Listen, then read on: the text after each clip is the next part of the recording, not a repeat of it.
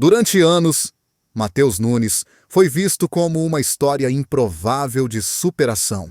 Um jogador que saiu do anonimato, passou por dificuldades financeiras, quase abandonou o futebol e, de repente, estava a brilhar nos maiores palcos da Europa.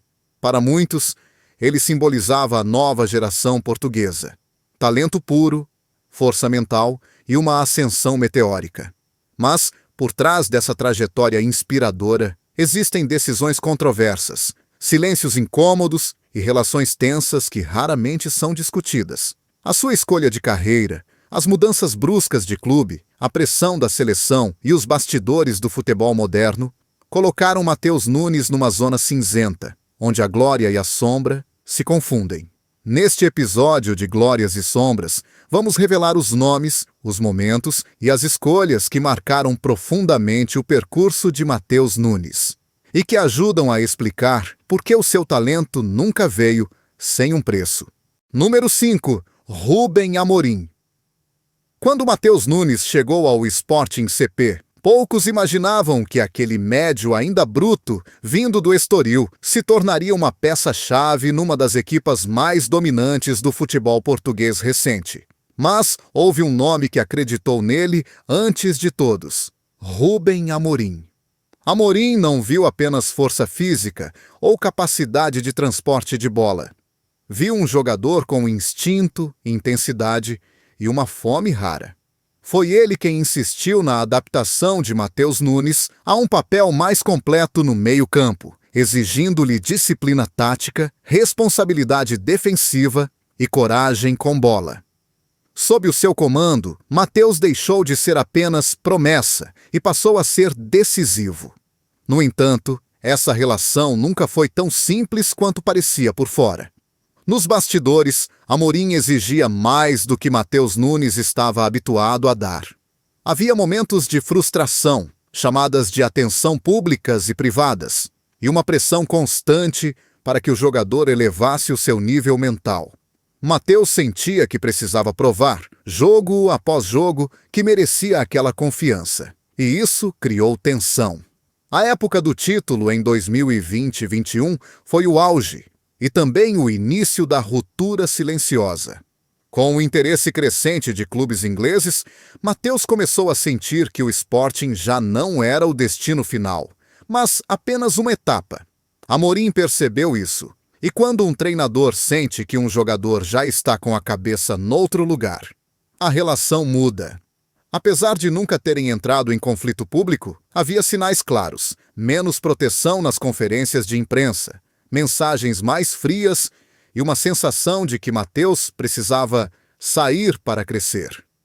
Amorim ajudou-o a brilhar, mas também empurrou-o de forma indireta para fora de Alvalade. Rubem Amorim foi o homem que construiu Matheus Nunes e, ao mesmo tempo, o primeiro a mostrar-lhe que no futebol de alto nível, ninguém é insubstituível. Número 4. Bruno Lage. Quando Matheus Nunes decidiu deixar o Sporting e rumar à Premier League, o Wolverhampton parecia o passo lógico, um clube competitivo, um campeonato de alto nível e, sobretudo, um treinador português, Bruno Lage. Para Matheus, aquilo não era apenas uma transferência, era a promessa de continuidade, proteção e confiança num contexto extremamente exigente. Mas a realidade revelou-se bem diferente.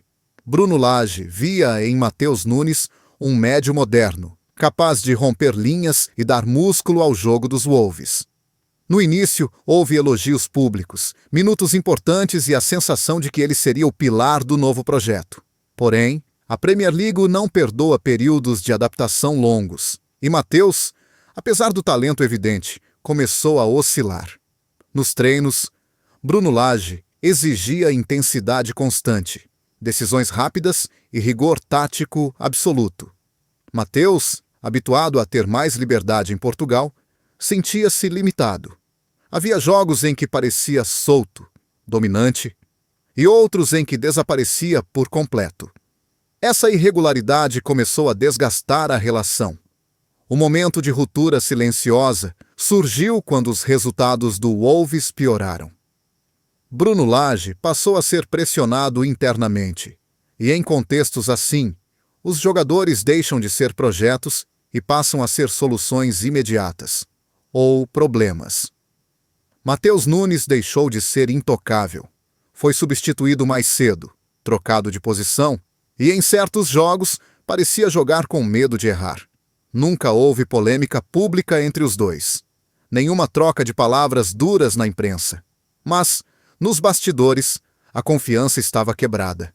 Matheus sentia que não era compreendido. Bruno Lage sentia que o jogador ainda não estava pronto para assumir protagonismo total numa liga tão brutal.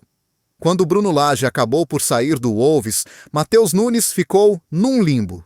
Tinha talento, tinha mercado, mas carregava o rótulo de jogador caro, irregular e ainda por confirmar. A passagem pelo Wolves, sob Bruno Lage, deixou marcas profundas. Ensinou-lhe que no futebol inglês, o talento sem consistência não basta. Bruno Lage não foi apenas um treinador de passagem.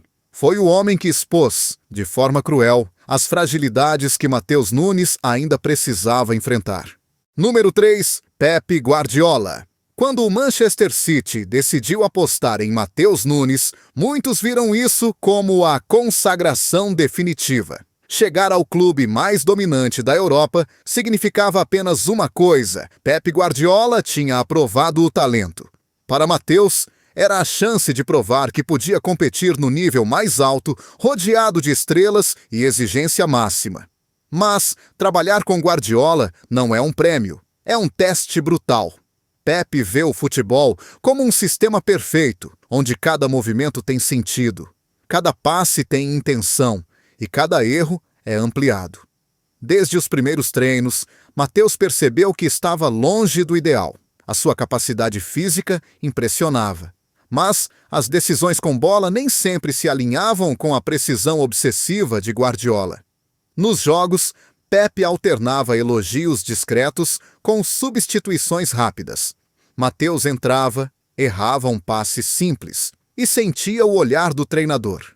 A confiança não vinha com palavras, vinha com minutos, e esses eram limitados. Em certos momentos, parecia que Guardiola o via mais como uma peça de rotação do que como um futuro titular. O ponto mais delicado foi psicológico. Matheus sempre jogou melhor quando se sentia livre.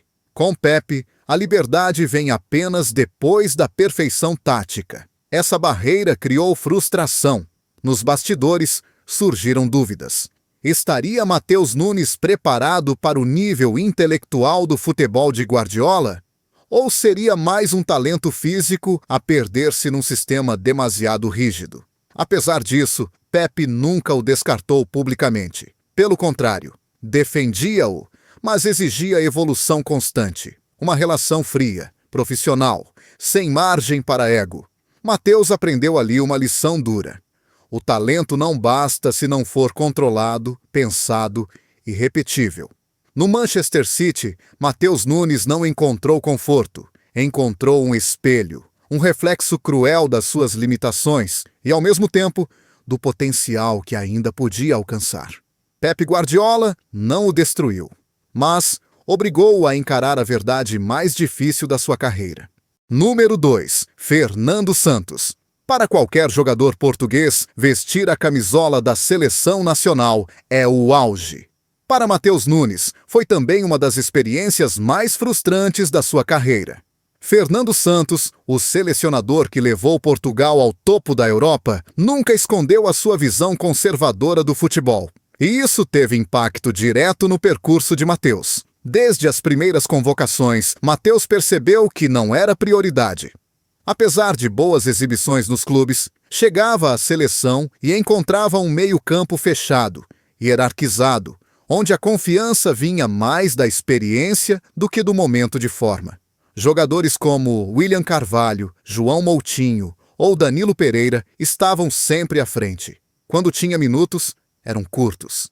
Entradas tardias, jogos já decididos, pouca margem para errar. E Matheus errava. Não por falta de qualidade, mas por ansiedade. Cada toque parecia um exame final. Fernando Santos observava, raramente corrigia, quase nunca explicava. Nos bastidores, cresceu a sensação de distanciamento. Matheus sentia que não se encaixava naquele modelo rígido, onde o risco era visto como ameaça. A sua capacidade de transporte de bola, de romper linhas, ficava engessada num sistema que privilegiava a segurança acima de tudo. O momento mais simbólico foi em grandes torneios, quando o público pedia renovação. E ela não vinha. Matheus Nunes representava o futuro que nunca chegava. Fernando Santos confiava nos seus homens, não nos seus talentos emergentes. Nunca houve conflito público, nunca houve declarações duras. Mas o silêncio diz muito. Matheus passou anos na seleção sem nunca sentir que realmente pertencia ali. E isso deixou marcas. Fernando Santos não bloqueou a carreira de Matheus Nunes, mas também nunca a impulsionou. Foi o treinador que lhe mostrou que, no futebol de seleções, o mérito nem sempre vence a confiança antiga. Número 1. A escolha errada no momento errado. O maior inimigo de Matheus Nunes nunca foi um treinador, um colega de equipa ou um sistema tático. Foi uma decisão, uma escolha tomada no auge, mas no momento errado. Depois de passar pelo Sporting, pelo Wolves e chegar ao Manchester City, Matheus acreditou que o passo seguinte seria natural. Mais minutos, mais protagonismo, mais reconhecimento. Mas o futebol moderno não funciona assim. No City, cada oportunidade é disputada com jogadores que não apenas têm talento, têm tempo, confiança e encaixe total no sistema A. Frustração cresceu em silêncio. Matheus começou a sentir que estava sempre quase lá. Sempre há um treino perfeito de ganhar espaço. Sempre há um jogo decisivo de mudar o estatuto. Mas esse jogo nunca vinha. E quando surgiu a possibilidade de sair novamente, a decisão foi tomada mais com o coração inquieto do que com a cabeça fria. A mudança trouxe liberdade, mas também instabilidade. Mais um clube, mais um contexto. Mais uma adaptação. Aquilo que deveria consolidar a carreira acabou por fragmentá-la.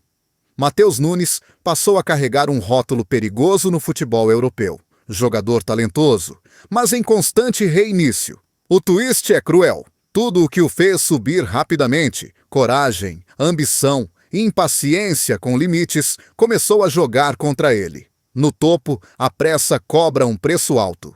O futebol de elite não perdoa trajetórias em zigue-zague. Hoje, Matheus ainda tem qualidade, idade e margem para redefinir o seu caminho. Mas já não é visto como promessa. É visto como incógnita. E isso muda tudo. A sua maior luta deixou de ser tática ou física. Tornou-se interna. Aceitar que, às vezes, ficar é mais difícil do que sair. Matheus Nunes é o retrato perfeito do futebol moderno. Rápido, exigente e implacável. A sua história não é de fracasso, mas de escolhas feitas sob pressão, num mundo onde o tempo parece sempre insuficiente. Entre glórias e sombras, ele mostrou que talento abre portas, mas só a paciência constrói legados. O futuro ainda está em aberto. A pergunta que fica é simples e dura. Será que Matheus Nunes ainda pode transformar as sombras em glória? Ou o preço das decisões já foi alto demais?